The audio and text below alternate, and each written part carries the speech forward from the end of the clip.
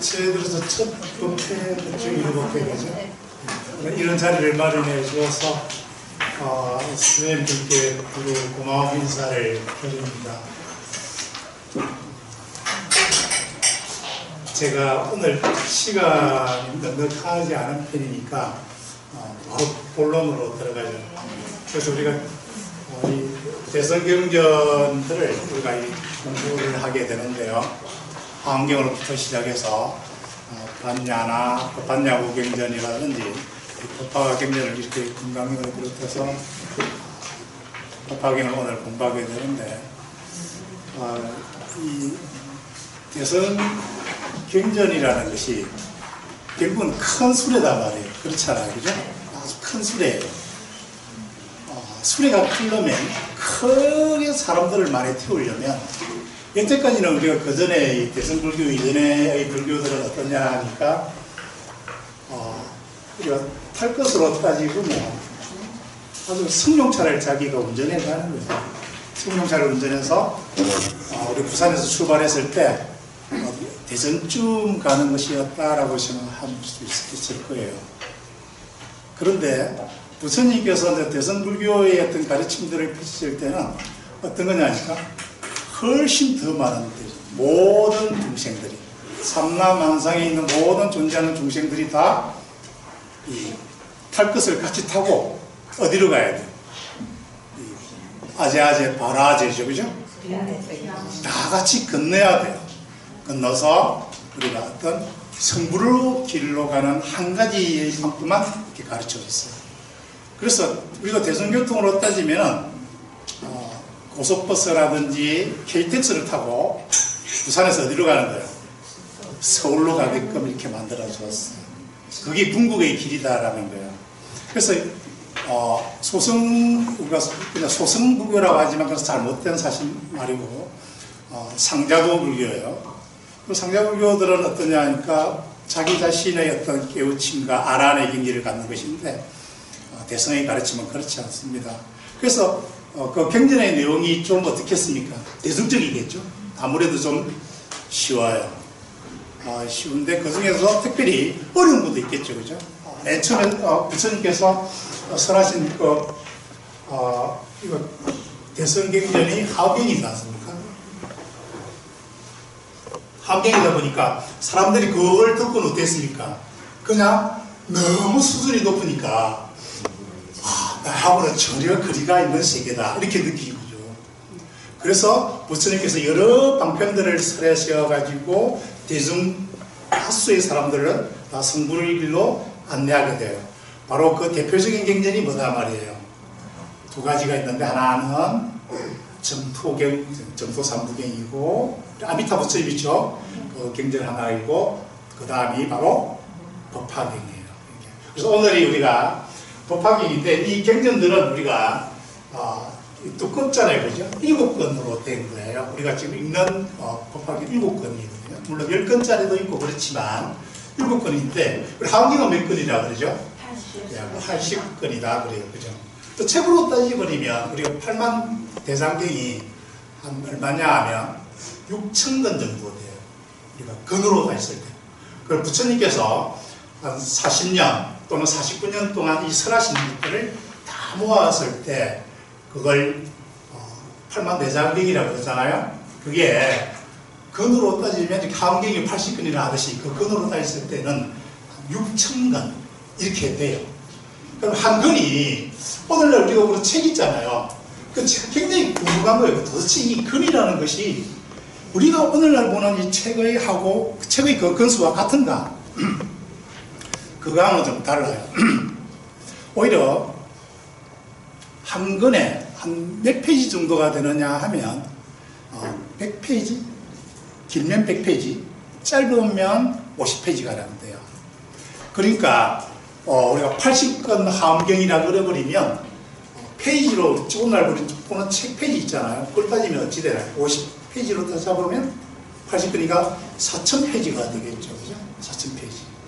그러면 장편 소설로 따지면 어떻습니까? 10권의 책으로 이렇게 나오는 거예요. 10권의 책. 우리가 오늘 보는 있잖아요. 토지대학 이런 책처럼 이런 책이 나와요. 근데 몇 번 연하경은 7번으로 이렇게 된 거예요. 그러면 우리가 책으로 따지면 많이 되면 500페이지 이렇게 되는 거죠. 그죠? 해설을 또 붙이니까 오늘 우리가 보는 어떤 민족사에서 나온 거라든지 이런 책을 보면 한 1000페이지가량 되게끔 책 한 권으로 책으로 이렇게 나와 있습니다. 그래, 불안한데 그런 책들을 한꺼번에 다 보기 힘들기 때문에 한경도 그렇잖아요. 그럼 어떤 방법으로 쓰는 것이 부처님도 굉장히 그 경전에 진리를 가르치기 위해서 방편을 많이 썼는데 어떤 방법으로 이 경전을 우리가 좀 더 쉽게 다가갈 수 있을까? 이거를 이제 저도 고민하고 이제 그렇게 했죠. 그죠? 그랬을 때 제가 뭐 하는 사람이냐면 사진 찍는 사람이란 말이에요.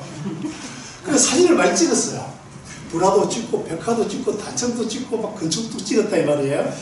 근데 이 찍은 것을 가지고 그 내용들이 뭘까를 가만히 보니까 그 장엄세계가 한경이구나. 경전의 세계다라는 걸 알았어요. 그러면 그 경전의 세계만 있을까? 한경만 있을까? 이걸 또 고민하게 될 거잖아요. 도대체 이 벽화는, 이 단청장은, 이 건축은 어떤 세계를 담고 있을까? 이거를 이제 면밀히 좀 들여다보게 됐어요. 그러니까 법화 모든 경전이 다 있다라는 거예요. 자타가도 있고요. 부처님 이생 전쟁설화 있잖아요. 그것도 있을 뿐만 아니라 화엄경도 있고 전투 삼부경도 있고 또 법화경도 있다라는 걸 알게 됐어요. 그래서 제가 용기를 냈어요. 이거 불화로 가지고 함경도 한번 이렇게 이야기를 해보자. 이렇게 된 거예요. 그러니까 혹이 괜찮아요. 왜냐하면 어렵다라고 하는 환경을 그림으로 시청각적으로 제공하니까 요즘 시대의 트렌드하고 딱 맞죠, 그죠? 요즘 트렌드가 뭐냐면 유튜브잖아요. 시청각이에요. 책이 안 말리는 시대예요. 그러니까 괜찮아요. 그리고 또 제가 한번 하고 난 뒤에 법화경도 그러면 어떤 세계가 담겨 있는가 법화경의 내용을 쭉 수렴을 했어요. 그러니까 법화경의 세계도 있다라는 거예요. 다음 또 행계 전투 삼부경도 제가 했고요. 그 다음에 이제 반야신경까지, 건강경까지 이제 제가 경전하고 장엄세계를 결합해서 이렇게 설명을 드리고 이렇게 있습니다. 그래서 어느 때보다는 우리가 아는 그림이나 봤던 그림으로 이렇게 이야기하기 때문에 선생님들께 조금 더 다가갈 수 있지 않을까 하는데, 근데 법화경은 부처님께서 뭐라고 하셨냐면 이 말이 굉장히 중요해요.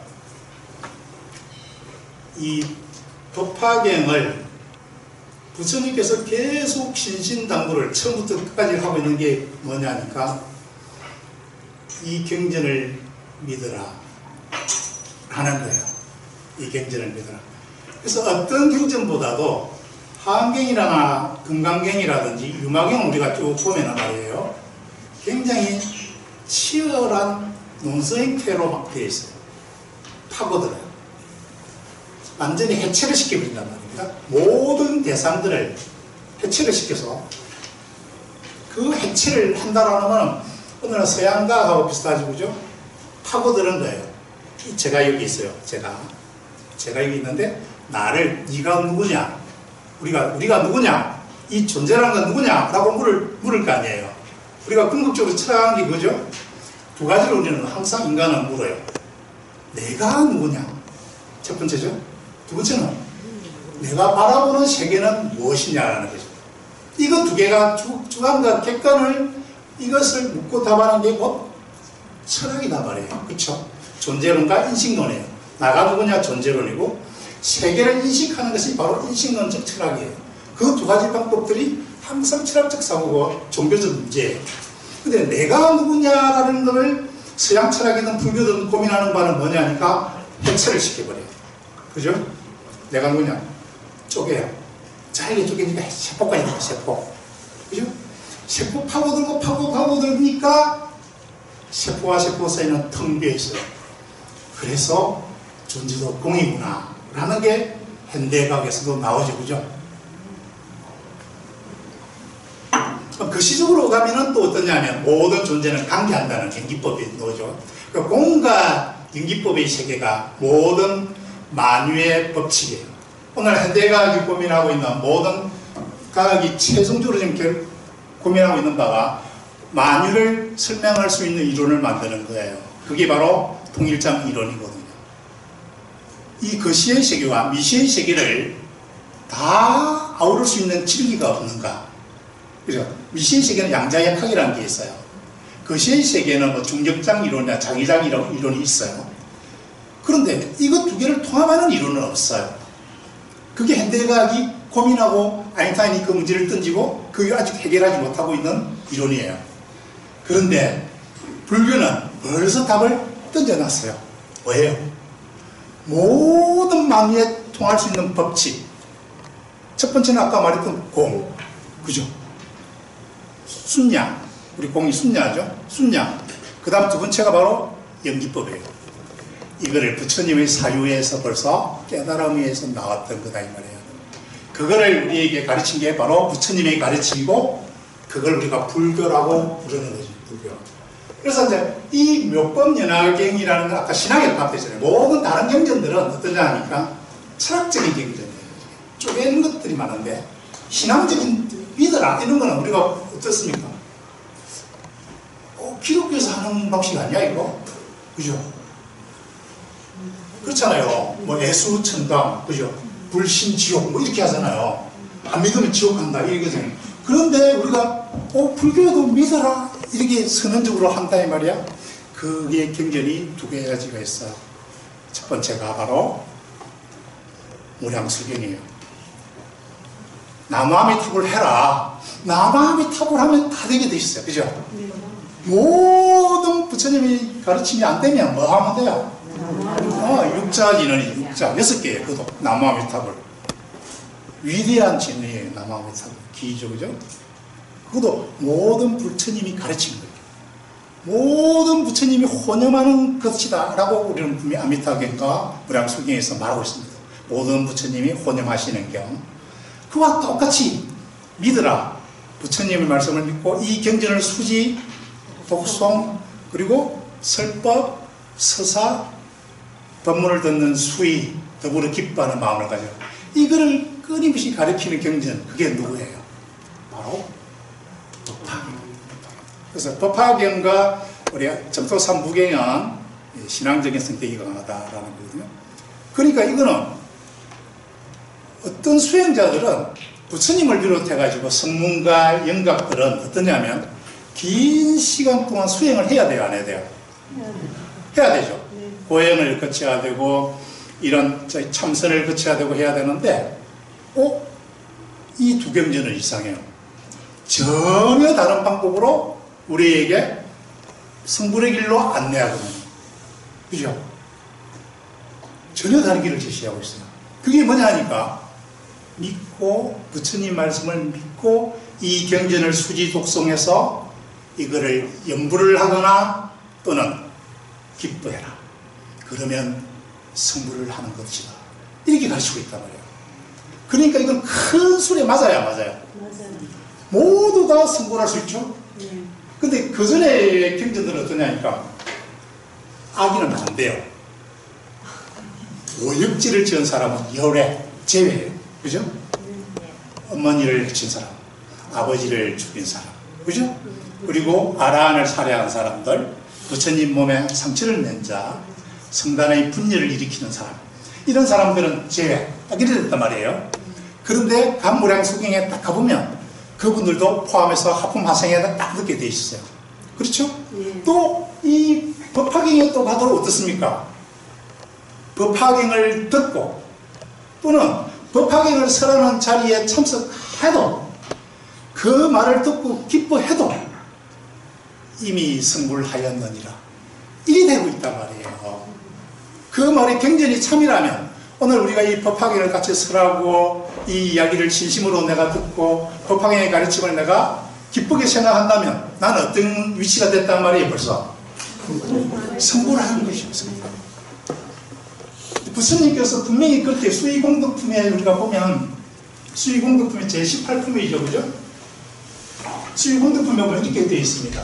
만약에 내가 이 법화경을 50번째에 설하는 사람이 있는데 이 설령 50번째 이 부처님 면치는 설하고 그 제자들이 설하고 해서 50번째 누군가가 설하는 사람이 있는데 그 자리에 참석만 해도 어떻다라는 거야. 이미 성불을 하겠는데. 이게 부처님께서 말씀하시고 있는 바예요. 수의 공덕품. 수의랑 따라 기뻐한다는 말 아닙니까? 따라서 기뻐한 거예요. 즉, 이 법문의 자리에 따라가서 이 법문을 듣고 와, 내가 성불을 가능하다니 너무 하리심이 넘치죠? 이렇게만 하더라도 벌써 어쨌다는 거예요. 성불을 하겠는가 이렇게 가르치고 있다는 거예요. 그러니까 법화경이 강력해요, 안 강력해요? 강력하고 또 어때요? 쉬워요, 어려워요? 쉬워요. 그죠? 쉬워요. 근데 잘 믿겨요, 안 믿겨요? 잘 안 믿기는 게 아주 문제예요. 그죠? 그래서 거듭 부처님께서 말씀하시는 바가 바로 그런 거예요. 이게 쉬운 거를 하니까 너무 어렵다라는 거예요. 안 믿거든요. 그 쉬우니까 수지 독송해라. 법화경을 가지고 있고 이 경전을 한 번씩 읽혀보는 거죠. 그죠? 그리고 또 개송을 한 번씩 어쩐다는 거예요. 내가 따라 읽어보는 거예요. 그것만 하더라도 성불하였느니라 이러니까 에이 부처님 농담이시지 이렇게 되는 거단 말이에요. 그죠? 그러니까 부처님이 어떻게 하셨냐 하니까 이 내가 말하는 것은 방편이 본질은 아니에요. 방편인데 부처님께서 말씀하시는 바의 내용이 이제 여러 불보살들을 등장시켜서 증명을 시킨단 말이에요. 그래야 되죠. 내만 말하면 부처님 혼자 말하면 이걸 대중들이 믿어야 안 믿어요. 잘 안 믿으니까 수천만 억 나유타급 이전문의 부처님부터 다 모셔고 와서 이분들이 법화경은 진리이고 법화경을 수지독성하는 그 공덕은 무량겁이다 라는 걸 증명을 시킨다. 여러 부처님들. 그죠? 예를 들어서 우리가 제11품에 가면 견보탑품이 있어요. 견보탑품. 그죠? 보탑을 보는 거죠? 칠보탑이 솟아오르죠? 칠보탑이 솟아오르는 그 자리는 뭘 하는 자리예요, 항상? 법화경을 설하는 자리예요. 법화경을 설하는 자리는 반드시 칠보탑이 솟아올라요, 허공에. 그게 누가 계세요? 다보열이가 계시잖아요. 그죠? 그래서 우리가 불국사에 가면 무슨 탑이 있어요? 다보탑과 석가탑이죠? 다보탑이 누구예요? 다보열애. 석가탑이? 석가열애죠. 그러니까 석가모니 부처님께서 워낙 사람들이 안 믿으니까 다보열애도 이분이 수천만 나눌 야르타 전에 이게 동방의 지하에 들어가 있는 계신 분인데 법화경을 설하는 자리가 있으면 내가 탑으로 이렇게 놔두어서 법화경은 진리다. 그죠? 그 공덕이 있다라는 걸 증명한 사람으로서 노죠. 그죠? 그래서 우리가 대성 이 지성열애, 이를 등명열애, 이 모든 부처님들을 막 불러드는 이유가 다 뭐예요? 바로 법화경의 위력을 증명시키주고자 부처님께서 다 부르신 부처님. 그죠? 어마어마한 거예요. 어마어마한. 그래서 제가 낱낱이 제 말에 이제 금가지 않고 법화경의 경전 속에서 이 법화경이 얼마나 대중적이며 얼마나 강력하고 모든 부처님께서 이렇게 증명하시고 그 위력을 뒷받침해 주신 낱낱이 보죠. 그런데 그건 어디까지나 어디다? 이 모든 것들은 두 가지의 길로 되겠습니다. 하나씩 읽어볼게요. 먼저는 여기 이 자리에 오시는 선생님들께 이 법화의 자리에 왔잖아요. 네. 이 귀한 자리에 오신 분들은 저 부처님께서 받으시는 공양물을 받으실 자격이 있는 거예요. 왜 그렇습니까? 왜 그럴까요? 선생님들께서 벌써 성불하신 분이잖아요. 법화경을 듣는 순간 성불하신 분이잖아요. 그러기 때문에 받으실 자격이 있는 거예요. 그래서 제가 선생님들께 먼저 선물을 이렇게 공양을 드리고 시작을 하겠습니다. 감사합니다.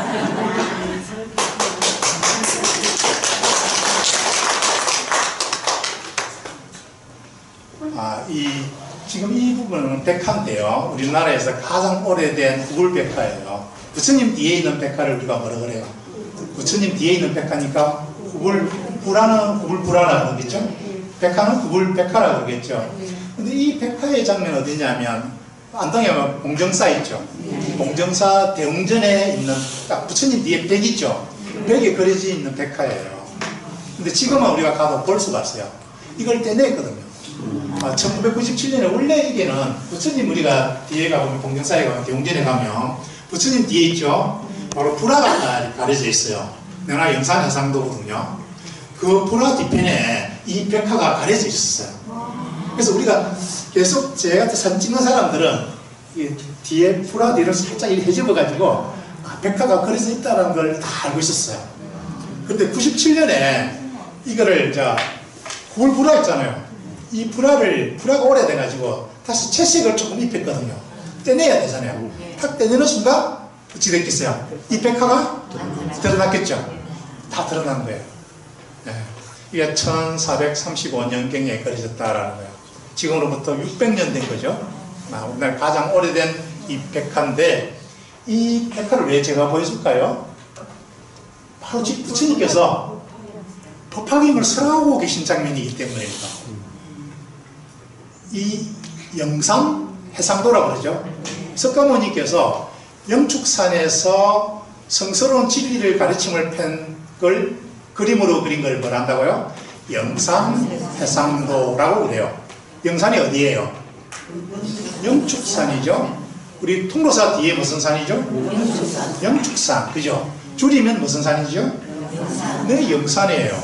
영산인데 그럼 영산에 모임이 있는 그 법당을 구해냈으면 그 청각을 뭐라 해야 돼요? 영산전이죠. 그래서 통도사에 가면 우리가 천안문을 딱 지나면 오른쪽 편에 극락보전이 있고 그 옆에 영산전이 있잖아요. 그렇죠? 그 영산전이 말이에요. 그 영산에 뭘 지금 설하고 있는 거예요? 영축산에서 법화경을 설하고 있죠. 우리가 법화경에 서품을 지금 들어간 거예요. 법화경에 서품을 딱 열면 어떻게 되어 있습니까? 영산의 장면을 쫙 묘사했죠. 어떻게 돼요? 부처님이 계시고, 그죠? 그리고 부처님이 막 무량의경을 설하고 끝났어요. 무량의경을 설하고 난 다음에 또 무슨 경전을 이제 설해야 될 거 아니에요. 연속으로 강의를 2번 하신 셈이에요. 이 장면은. 무량의경을 딱 설하고 난 뒤에 무량어처 삼매의 부처님이 딱 드신단 말이에요. 그러니까 어떻게 하늘에서 어떤 일이 벌어져요? 하늘에서 꽃비가 막 쏟아져요. 영산에서 무량어처 삼매에 딱 들으니까 어디에 들어갔다고요? 삼매에 지금 드신 거예요. 꽃비가 막 내려요. 하늘에선 그윽한 항이 번지고 음악이 나와요. 그러면서 6가지 진동이 막 일어나요. 진동이 막 일어나요. 그리고 부처님께서 그러자 미간 있죠. 눈썹 사이를 미간이라고 그러잖아요. 이 미간에 백호가 있죠. 여기서 강명을 놓아요. 강명을 놓았는데 그게 18,000 국토를 쫙 비치는 거예요. 우리는 사바색 한 국토죠. 한 국토인데 몇 국토를요? 18,000 국토를 강명을 놓아서 비추고 있단 말이에요. 그러니까 사람들이 놀라워요, 안 놀라워요? 엄청 놀랍죠. 우리 이 사바세계만 하더라도 우리가 이 갤럭시, 우리 은하예요, 우리 은하. 이 어마무시한 이 세계를 비추는데 부처님께서 강명을 놓아서 현대 천체 물리학으로 따지면 어떻단 말이에요? 우주 그 전체의 그 부분을 쫙 비추고 있어요. 그래서 놀랍게도 비친 그 국토를 통해서 우리가 대중이 부처님이 비춘 그 강명을 통해서 저 나라를 보고 있잖아요. 저 다른 국토를 보는데 어떤 국토에는 어떤 장면까지 보이느냐니까 어떤 사람이 산매에 들어간 장면도 있고 수행하는 장면도 보여져요. 그럼 우리 국토만 수행하고 있는, 우리 국토에만 부처님이 있다라는 말이에요? 또는 우리 국토에만 수행자가 있다는 말이에요? 아니면 다른 국토에도 있다라는 걸 보여주신 거예요? 완전 다중우주예요. 다중우주. 우주가 하나만 있는 게 아니고 융중한 우주로 펼쳐져 있다라는 그 현대 물리학에서 말하는 그 우주 세계를 펼쳐 보이십니다.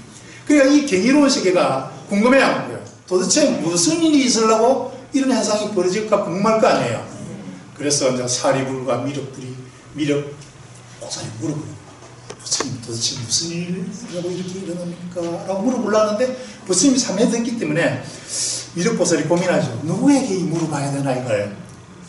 미륵보살의 고민은 누구의 고민이에요? 바로 우리들의 고민이에요. 우리 모두예요. 도대체 무슨 일이 있을까 이걸 질문하고 싶은데 누가 딱 나서가지고 우리를 대신해서 미륵보살이 물어보는 거죠. 무슨 일이 있으려고 이렇게 합니까? 이러니까. 왜냐하면 이 서품을 잘 읽어내야만 본론들이 쭉 들어갈 수 있잖아요. 그러니까 문수보살이 알 것이다. 문수보살 물어보죠. 문수보살이 뭐라고 합니까? 이거는 벌써 이미 수억 전에 벌써 있었던 일이다. 똑같은 현상이 있었다. 그죠? 그때도 미륵이는 구명보살이었고 나는 요강이었는데 구명기가 어리석은 기가 또 그때도 나한테 똑같이 물은 거예요. 미륵보살이 문수에게. 그죠? 도대체 무슨 일이 있었냐? 그리 물었잖아. 그때 내가 뭐라 대답하대? 그렇게 답변하는 거예요. 그죠? 뭐라 때문에 법화경을 써가지고 하시는 거다. 이런 일이 일어나는 거는 그때 당시에도 수억 급 전에도 부처님이 이런 현상이 벌이는 이유가 뭐 때문에 이렇게 나타나는 거예요. 법화경을 써가지고 똑같이. 그죠? 그 이야기가 시작되는 게 바로 지금 이 현재에서 지금 일어나는 거예요. 그러니까 이 모임 군중이 누구예요? 여기에 보살들이 보이죠? 보살도 있고 이 제사들도 있고 그죠? 천신들도 있고 그렇잖아요. 그래서 우리가 보살은 8만이 있고 비구들은 대비구는 1250명 또 12,500명 비구니도 6,000명 그죠? 천신이 20,000명 이렇게 쭉 다 모여있는 자리가 지금 영산해상의 자리예요. 예. 묻 대중들이 다 모여있죠. 그죠? 여기서 영산해상 또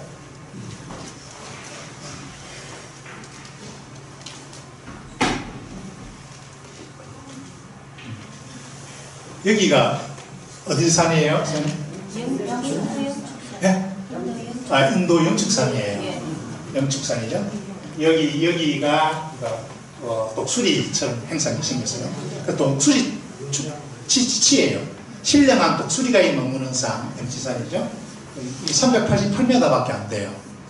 우리 저 통로사 뒤에 영축산은 1080m 정도 되죠. 그죠? 자그마한 산에 여기서 이제 부처님께서 설법하시는 거예요. 지금 저 모임들.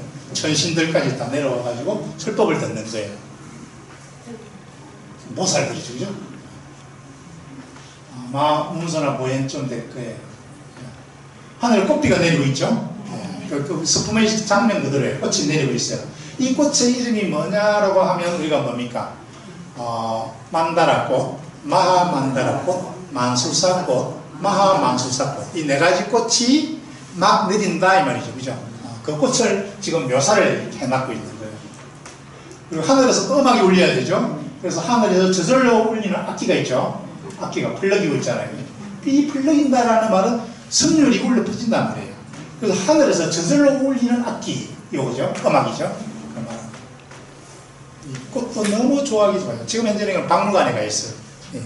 이 봉정사 박물관에 그게 보존되어 있는데 이렇게 비스듬하게 이렇게 돼 있어요. 떼냈거든요. 떼내가지고. 근데 보면 여기 보면 얼굴이 보여요, 안 보여요? 안 보이죠? 이건 우리가 뭐냐 하면 오래돼가지고 백화가 이제 앞에 뭐를 붙여서 후불불화를 그렸잖아요. 그러니까 기존에 있던 불상이라든지 그 장엄 세계들은 어쩌냐면 이 파불을 해, 파불. 불상을 땅에 묻는단 말이에요. 근데 이거는 이제 불하니까 어떻게 해요? 부처님 얼굴만 치운 거예요. 그래서 그 파불을 우리가 보게 되는 거예요. 이 지금 파불을 낸 거예요. 왜냐하면 그 앞에 물을 그렸기 때문에요.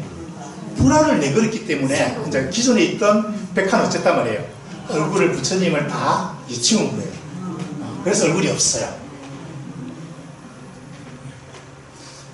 자, 근데 이제 비유품에 제사 비유품에 가면 사리불에게 부처님 하시는 당부의 말씀이 있어요. 자, 같이 우리가 읽어볼 거예요. 자, 같이 읽어봅시다. 교만하거나 어리석은 사람, 이 경전을 비방하는 사람 앞에서는 이 경전을 써야지 말라.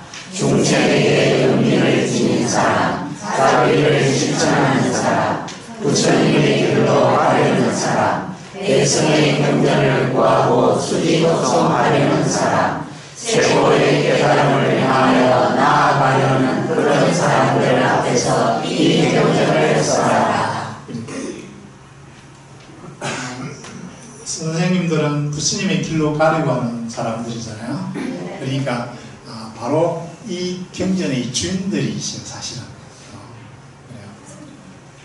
그 다음에 또 선생님들이 공덕을 찬하는 것이 벌써 이 경전 속에서 들어가 있어요. 같이 또 읽어볼게요. 굉장히 감동적인, 이걸 우리가 뭐라고 하느냐면 개송이라고 해요. 개송. 개송은 즉 시예요, 시. 우리 경전의 쭉 내용을 어떻게 바꿔인 거예요? 노래로 바꾼 거를 우리가 뭐라 그래요? 개송자. 송자죠. 송자가 노래 부른단 말 아닙니까? 그러니까 우리가 음률로 가지고 이렇게 쭉 하면 이런 사음은 그냥 외워도 되는데 굳이 노래로 음률로 부르죠. 그러면 음률에 우리가 이렇게 흐름에 따라 가지고 기억이 잘 돼야 안 돼요. 그러면 옛날에는 문자를 남겼어요? 아니면 이게 구전으로 했어요? 구전으로 전하려면 뭐로 해야 되겠어요? 음으로 해야 돼요. 그게 뭐예요? 개송이에요. 그래서 경전마다 다 뭐가 들어가는 거예요? 설명한 다음에 개송이 있는 거. 그 개송으로 경전의 내용과 개송은 달라요? 같아요? 사실은 같아요. 단지 시적으로 약간 표현만 달렸을 뿐이지. 그래서 반복되는 거예요. 경전의 내용을 한 다음에 개송을 또 찬하고, 경전을 한 다음에 개송을 찬하고 하는 이런 구조로 되어 있거든요. 그러니까 노래로서 전해야 전달이 잘 되고 기억이 잘 되겠죠. 그래서 이 개송을 우리가 읽을 때는 독송이에요. 이 법화경은 어째가 했습니까? 수지 독송. 그죠? 특히 법화경은 수지 독송을 잘해야 돼요. 그래서 이 독성의 공덕이 있거든. 같이 한번 읽어볼게요.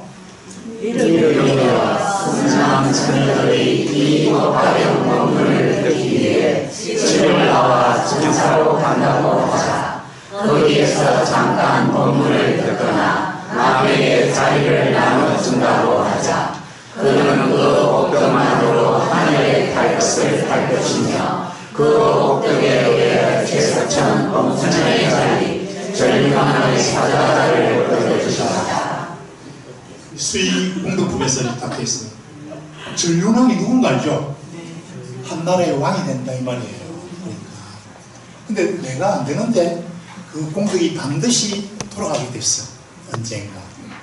그러니까 이거를 우리가 내가 옆에 이 자리에 참석하는 것 또는 야 같이 갈래?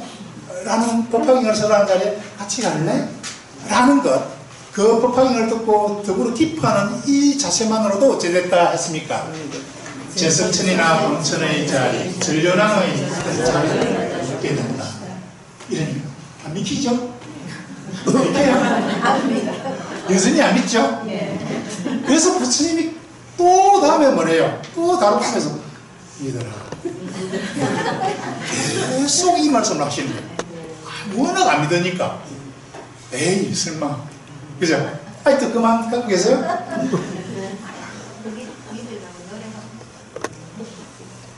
다른 이제 우리가 해인사에 제가 개인적으로 굉장히 좋아하는 어떤 우리 영산해상도예요. 국보예요. 영산해상도 중에서도 국보로 지정되어 있는 곳인데 부처님 가운데 계시죠, 그죠? 여기에 제일 주된 문수보살, 모해보살이 있죠, 그죠? 여기에 이제 제자 가섭과 아나 보이죠, 그죠?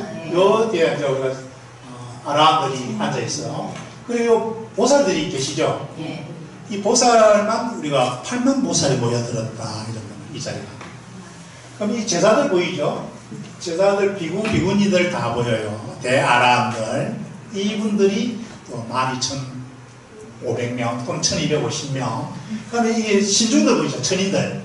천인들만 6만 명. 여기에 타방불이 있죠? 타방에서 온, 부처님이 강명을 넣어가 타방에서 온 이 부처님들. 지금 이 타방불이 또 오고 계시죠? 우렁 따라, 그죠? 오고 계시잖아요. 그런 우리가 스품에서 말하고 있는 모든 장면들을 어디에요? 탁 불화로 하나에 다 담아놓은 거예요. 그게 뭐예요? 영산 해상도인데 우리가 이 해상도 불화를 보면서는 선생님들이 뭘 생각해야 되겠어요? 아, 법화경을 설하는 저 자리에 지금 부처님께서 법화경을 설하고 계시구나. 이거를 알아야 되지. 아, 저기 금으로 만들었을까? 이렇게 생각하시면 안 돼요. 사람들이 꼭 그런 사람들이 저녁에 가면, 아니, 제가 안 그래도 서울에 말이에요. 저기, 우리 불화가 저희 국립중앙박물관에 전시를 했었어요. 조선의 승려장인 이래가지고, 재작년 했을 때, 제가 사진이 쫙 찍고 있잖아요. 그러면, 너무 귀하기 때문에, 찍고 있으면 꼭 와서, 이 금빛이다. 이러면서, 금이가 진짜, 이런 사람 꼭 있잖아요. 그러니까 진짜 겐지망울이죠. 바로 나 다른 나 보고 이 손가락을 계속 보고 있는 이런 어리석음들을 할 때가 있어요. 그래서 쌤들은 어찌해야 됩니까? 이제 이런 불안을 보면 부처님이 법화경을 설하는 걸 내가 진심으로 기뻐해야지. 그러면 어떤 일이 벌어질 거예요? 제가 한번 가르쳐 드릴까요? 그런 불안 앞에서 그런 마음의 자세를 가지고 경배를 올리잖아요. 애경을 올리잖아요. 선생님들 옆에 호흡 심중들이 딱 붙어요. 그래서 그날이라든지 그 일상들에 선생님들께서 굉장히 여법한 이런 일상들을 보내게 될 거예요. 좀 놀라운 일을 보면서요. 또 그것 안 믿죠? 내 눈에 안 보이면 정말 그랬습니다. 제 말을 믿고 한번 그렇게 꼭 해보시기 바랍니다. 감사합니다. 정말 놀라운 일이 벌어질 거예요. 이게 우리가 오경스님이신데 만드신 분이 이제 이 불화를 우리 한국 불화의 대표적인 그린 시인분의 대표적인 사람 한 사람은 알아둬야 돼요. 적어도 불자라면. 그래서 제가 누굴 알아라는 거예요. 지금 이분이 지리산 일대를 중심으로 우리 전라남도, 우리 경상도 이 지역을 막 활동하셨던 불화를 되게 그랬던 우리 대표적인 분이 바로 이 오경스님이에요. 이분 너무 잘 그리셔가지고 18세기 때 지금도 1729년대에 있죠, 그죠? 1750년대 되면 이제 돌아가신 마지막 작품이 우리가 지리산 하엄사 있죠. 하엄사 대웅전 있죠. 하엄사 대웅전. 대웅전 뒤에 보면 삼신불이 있거든요. 삼신불 불화가 마지막 작품이에요, 이분이. 유작이에요, 유작. 그 우리나라 국보로도 지정되어 있는데. 근데 이제 그분을 우리가 뭐라 했냐면, 뭐라 돼 있어요, 이게? 고성이 뭐예요? 우리가 보통 불화 그리는 사람을 양공, 하원, 하성 이렇게 하거든요. 편수 뭐 이렇게도 써요. 검어 있잖아요. 금빛 물고기 검어라고 하는데, 근데 이분은 특별하게 뭐라고 쓴 거예요? 이 부도자거든요. 신선선자. 무슨 뜻이에요? 부서의 신선이다. 이분이 그림 그리면 도저히 인간이 그림을 그렸다고 안 믿기지거든요. 그죠? 그래서 우리가 뭘 하냐면, 강진에 가면 무이사 있죠? 네. 또 부안에 가면 내소사 있잖아요. 거기 가면 뭐라고 하느냐면, 이 불화나 단청을 누가 했다라고 그러냐면 파랑새가 그랬대요. 파랑새가. 사람이 그랬다 안 하고 누가 그랬다 한다고요? 어떤 하루는 남이섬으로 가는데 노숙이 타고 와가지고 찾아와가지고, 내가 여기 지금 이 집에 보니까, 이 절에 보니까 법당을 짓고 있는데 이 불화를 그려야 되잖아요. 단청 가야 되고. 내가 할게. 그죠? 근데 100일 동안 아무도 들여다보면 안 돼. 그러다가 그리고 있잖아요. 근데 꼭 그런 사람 있잖아요. 그죠? 주지스님이 벨라죠. 99일째 딱 되는 날거든. 그 다음 날이 바로 100일이잖아요. 궁금해 미치가지고 째야 돼요. 구멍을 떠나고 보잖아요. 푸른 나라가 오죠. 파랑새. 보니까 누가 있습니까? 사람이 아니고 파랑새가 입에 붓을 물고 막 그리고 있죠, 그죠? 그 파랑새가 그랬다라고 그런단 말이에요. 인간이 그러지 않아요. 그 파랑새가 누군가 아세요, 혹시? 간센보살의 하신이에요. 간센보살의 하신이, 그래서 간센보살 옆에는 항상 누가 있어요? 정병이 있고, 정병 위에 능수보들이 꽂혀 있고, 그 그 끝에 파랑새가 항상 있어야 돼요. 수월 가름도 그죠? 항상 있죠. 그냥 파랑새가 그 분의 화신이기 때문에. 그리고 파랑새만 보이면 누구를 보는 거예요? 관세음보살 보는 거예요. 그래서 파랑새를 찾아서 다닌다라고 그러잖아요. 근데 그 파랑새는 사실 어디에 있어요? 우리 집에 어머님으로 계시는 거예요. 우리 집에 어머님으로 와 계시고, 우리 집에 아버님으로 와 계시는 거예요. 그게 파랑새예요. 왜 그렇습니까? 우리가 나중에 보면 제 25품이 관세음보살 보문품이죠. 네. 그죠? 네. 관세음보살 보문품에 보면 관세음보살이 33음신으로 나타나요. 그죠? 33분의 변신을. 근데 훨씬 더 많은 분으로 변신하지만 우리에게 오지만 대표적으로 33분인데 그 중에 남자와 여자가 들어가 있거든요. 바로 우리의 아버지, 우리 곁에 와 계십니다. 우리의 어머니로 와 있다. 그러니까 이 영산해상도 이 속에 이분이 호선돼 있잖아요. 제가 아까 누구를 한 분 알아라 했죠? 우리 불화그리사 중에? 네, 갖고 계세요. 호선. 이번에 불화를 보면 그 안에 부처님 그려놓은 걸 보면 참 이 지극한 정말 붓으로 이렇게 해놨죠, 그죠? 이 공덕. 여기에도 아까 제가 며칠 보여줬던 장면처럼 부산에 보이죠? 네. 부처님께 공양 올렸던 그 모습이 자세히 보면 제가 휴대폰으로 찍은 거예요. 네. 너무 아름답죠, 그죠? 이걸 갖고 제가 사진 전시회도 했어요. 왜냐하면 이걸 전시회 제일 첫 장면에 들어간 입구에 딱 놨거든요. 왜냐하면 전시회 오시는 분께 이 공양을 올린 거예요. 이게 보면 이렇게 해가지고 그죠? 이렇게 피는 거예요. 여기에 보면 씨앗이 나가요? 씨앗이 나가죠? 네. 나중에 우리가 그 경전된 다른 데서도 제가 자세히 보여드릴게요. 이게 보면 보수가 있죠? 다 이것들은 고도의 상징들이에요. 어디에 있어요? 다 부처님 몸에 그린 문양들이거든요. 부처님은 어떤 분이냐 하니까 자비와 진리의 분이죠. 맞습니까? 이 보수가 뭐를 상징하느냐? 바로 진리를 상징해요. 뭐를 상징한다고요? 진리. 바로 부처님 머리 위에서 뭐가 나와요? 보수가 솟아오르죠. 바로 그 보수가 여기에요. 그럼 나머지 이런 분들 있죠. 구름 문양이라든지 아까 능쿨 문양 있죠. 이 다 부처님이 지극한 오랜 시간 동안에 수행해온 그 바라밀 행을 해온 공덕을 말하는 거예요. 그래서 그냥 꽃을 그리면 되는데 꼭 어떻게 그래요? 능쿨을 이렇게 가서 꽃을 피우죠. 그래야 그래요. 이 능쿨이 뭐냐 하니까 오랫동안 수행한 수행의 바라밀행을 말하는 것이 십바라밀행을. 그래서 우연히 피는 꽃은 있어요, 없어요? 없습니다. 절대 없어요. 그 꽃이 열반 적정의 꽃이에요. 상락아정이라고 그러죠. 상락아정. 열반의 그 꽃을 피운 것은 무슨 가정이 있어야 돼요? 수행의 가정이 있어야 되죠. 그래서 원래 연꽃에는 능쿨이 있어요, 없어요? 그런데 모든 우리가 불교 장하면은 능쿨 끝에 연꽃이 피거든요. 이거는 현실하고 같아요, 달라요? 현실하고 전혀 달라요. 연꽃이 아니에요. 뭐예요? 바로 부처님이 부처님. 부처님이 꽃이에요. 그렇죠? 그래서 자비와 진리의 세계를 부처님, 보살님들의 꽃 문양에 그래서 섬세하게 넣는 거예요. 이분은 그냥 분이 아니에요. 옷에 뭘 넣어요? 부처님과 보살님의 강력한 위신력을 넣은 거예요. 그러려면 뭘 넣어야 되겠어요? 문양을. 아주 섬세한 문양을 넣는 이유가 바로 거기에 있어요. 인간의 이김지를 벗어나는 거죠. 파랑새가 그랬어요. 제가 봤어요. 보살입니다. 여기 뭐 이 왕비도 보이죠? 그죠? 왕비 보이죠? 이 왕비가 누구냐면 바로 위제이 왕비예요.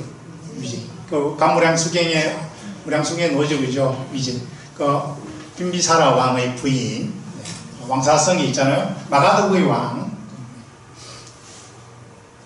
사천왕이죠. 이 타방불. 자, 이렇게 해서 이 말씀들을 묶은 게 뭐예요? 바로 경전을 묶었죠. 아까 제가 몇 건이나 했죠? 우리가 보는 게 7건으로 된 28품으로 돼 있죠. 7건 28품으로 돼 있네요. 그런데 그거는 우리가 이 법화경은 세 종류가 있단 말이에요. 그 나중에 좀 이따 설명하겠죠. 세 종류가 있는데 원래 법화경은 6번을 번역이 됐어요. 번역이라는 말은 산스크리트를 뜻단 말이에요. 한자로 한역했다 이 말. 한자로 이런 것이 6번 했는데 그 중에 3가지가 남아있어요. 우리가 많이 제일 많이 쓰는 게 뭐예요? 묘법연화경이죠. 묘법연화경을 줄이면 뭐예요? 법화경이잖아요. 법화경이 묘법연화경. 근데 그 전에 그는 우리가 406년에 이제 쿠마라지바 산스크리트로 쿠마라지바죠. 쿠마라지바 즉 구마라집이 한자로 하면 구마라집이에요. 이분이 이제 삼장법사인데 이분이 한 것이 우리가 보는 보통 보는 묘법연화경이에요. 그죠? 그렇고 그 다음에 그 전에 우리가 286년대에 보면 축법호라는 분이 또 이분이 번역한 게 있어요. 그거는 뭐냐면 정법연화경이에요. 601년에 가서 또 번역한 게 또 있는데 그게 뭐냐면 그 품에다가 품에 약충 품이라는 이런 데다가 내용을 더 넣었어요. 그래서 품에다가 내용을 더 넣기 때문에 뭐라 하겠어요? 첫 품이라고 해서 첨가했다. 그죠? 첫 품 법화경 이게 있어요. 그 3가지가 있는데 우리가 제일 많이 보는 거는 뭐예요? 묘법연화경. 그럼 좀 왜 묘법인가에 대해서는 좀 이따가 제가 설명할게요. 여기 지금 묘법연화경이 돼 있죠? 여기 보면 항상 묘법이 경전에 제일 이걸 이제 사경으로 만든 거예요. 아까 제가 몇 건이라 했죠? 7건을 이제 사경을 할 거 아니에요. 그러면 몇 건이 나오겠어요? 내가 똑같이 7건이 나오겠죠. 그래서 법화경도 7건을 사경이 나와요.